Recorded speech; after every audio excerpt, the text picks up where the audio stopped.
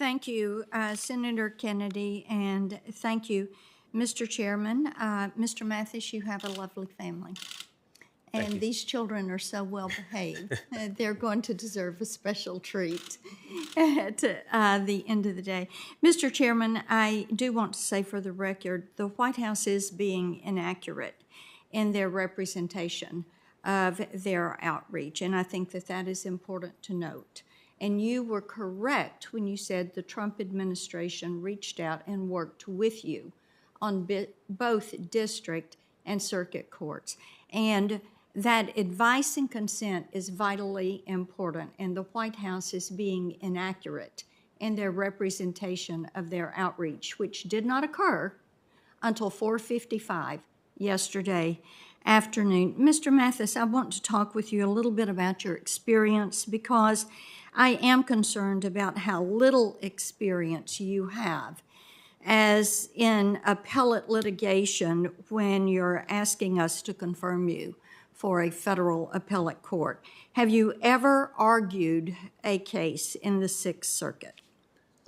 Thank you, Senator Blackburn, for that question. I've argued 10 appeals to the Tennessee Court of Appeals and the Tennessee Court of Criminal Appeals. But not to the Sixth Circuit. But I have not argued an appeal to the Sixth Circuit. Have you ever argued a case in any federal appellate court? Senator, I have not argued any cases in.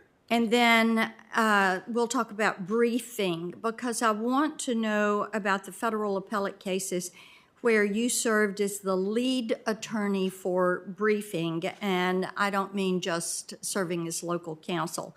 On how many cases have you been the lead appellate counsel handling the substantive briefing? If I'm not mistaken, I handled the substantive briefing as the lead drafter of appeals in 3 appeals, as well as the current appeal that I have before the Sixth Circuit. By our records and what we have found, your name appeared on briefs in the Sixth Circuit 9 times, 9 cases. And in 8 of those cases, you had to file corrected filings for failure to follow the Sixth Circuit rules, 8 out of 9. So how can we expect to confirm you as a Sixth Circuit judge when you have demonstrated a record of consistently failing to comply with the rules of that very court? Thank you, Senator Blackburn, for that question. For any court that I'm practicing before, I do my very best to follow the rules. So those were just mistakes 8 out of 9 times?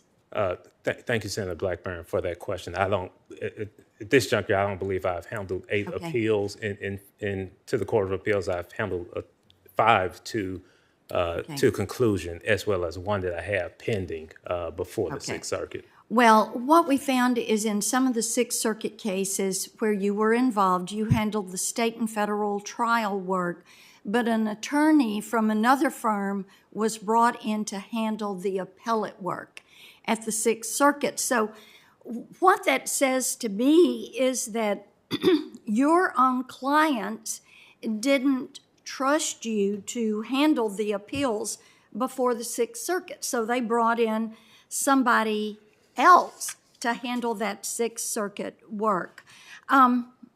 Another question for you. Before this hearing was noticed, did anyone ever suggest to you that you should reach out to me or Senator Hagerty for a meeting? Thank you, Senator Blackburn, for that question. I recall that in June, I was advised to make myself available to you. And you chose not to do that? Senator, I did make myself available and interview with your counsel as well as Senator Hagerty's counsel. Who counseled you to not make yourself available for a meeting with me? Thank you, Senator, for that question. I was never counseled to not have a meeting with you. I was happy to meet with your counsel in June. Okay, I know that you were made aware of my desire to meet with you after you were nominated. Are you telling this committee that no one ever told you that I wanted to have the opportunity to meet with you? Senator, I was not aware of a request to meet with you, but I would be happy to meet with you. Well, I know you were made aware, and I know for a fact that you were made aware of my concerns about your lack of experience, and that was well over a month ago. And I think it's of concern that you would have chosen not to reach out and close that loop. Thank you, Mr. Chairman. My time's expired.